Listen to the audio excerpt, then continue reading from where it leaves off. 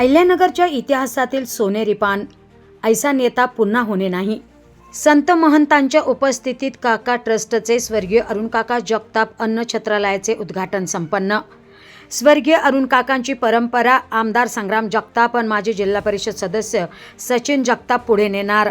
स्वर्गीय माजी आमदार अरुण काका जगताप यांच्या जयंतीनिमित्ताने काका ट्रस्ट संचलित अन्नदान हेच सर्वश्रेष्ठ आणि ब्रह्मदान या दृष्टिकोनातून काकांच्या पहिल्या जयंतीनिमित्ताने गोरगरिबांसाठी मार्केट यार्ड जवळील इंद्रप्रस्थ मंगल कार्यालयासमोरील नागेश्वर महादेव मंदिरात सकाळी 11 ते दुपारी 3 या वेळेत काका ट्रस्टच्या वतीने स्वर्गीय अरुण काका जगताप अन्न छत्रालय सुरू करण्यात आले।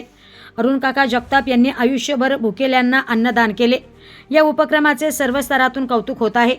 आज काका आपल्यात नाहीये, मात्र ते पावलोपावली आपल्यातच असल्याची जाणीव आणि उणीव क्षणोक्षणी भासत असते।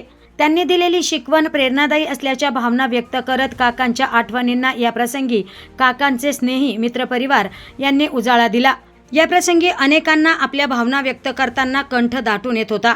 या प्रसंगी पार्वती काकी जगताप, आमदार संग्राम जगताप, माजी नगरसेविका शीतलताई जगताप, सुवर्णा जगताप, महापौर ज्योती गाडे, अलोक ऋषीजी महाराज साहब, विशाल देवस्थानचे संगमनाथ महाराज आदींसह आजी माजी नगरसेवक, महापौर, उपमहापौर, कार्यकर्ते, नगरकर मोठ्या संख्येने उपस्थित होते।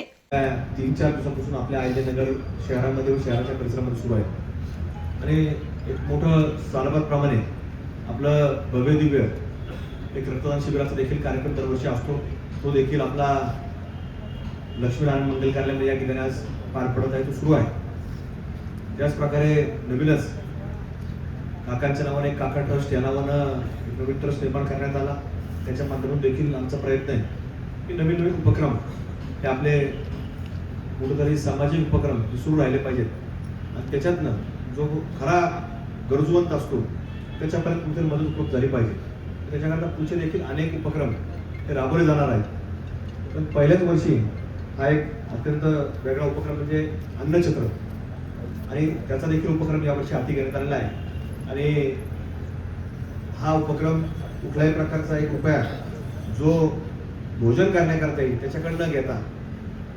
त्याच्याकडनं न घेता उपक्रम वर्षभर 12ही महिने हा सुरू राहणार आहे आणि अनेक लोकांची मदत या सर्व कामांमध्ये लागत असतील। असं काही नाही की आम्हीच सगळे करणार आहे, पण दरवर्षी अनेक लोक याच वेगवेगळ्या माध्यमातून मदत आमच्यासारख्या कार्यकर्त्यांच्या पाठीमागे उपलब्ध करत असतात। त्याच्या माध्यमातून आम्ही देखील ही सगळी मंडळी काम करत असतो आणि ही प्रेरणा देखील अनेक मंडळींनी दिलेली आहे। त्याच्या माध्यमातून हा उपक्रम पुढेही चालू राहणार आहे आणि पुढच्या काळामध्ये देखील असे अनेक उपक्रम राहणार आहेत। त्यामुळं एक अचानक या 2 दिवसामध्ये कार्यक्रम ठरले आणि मोठ्या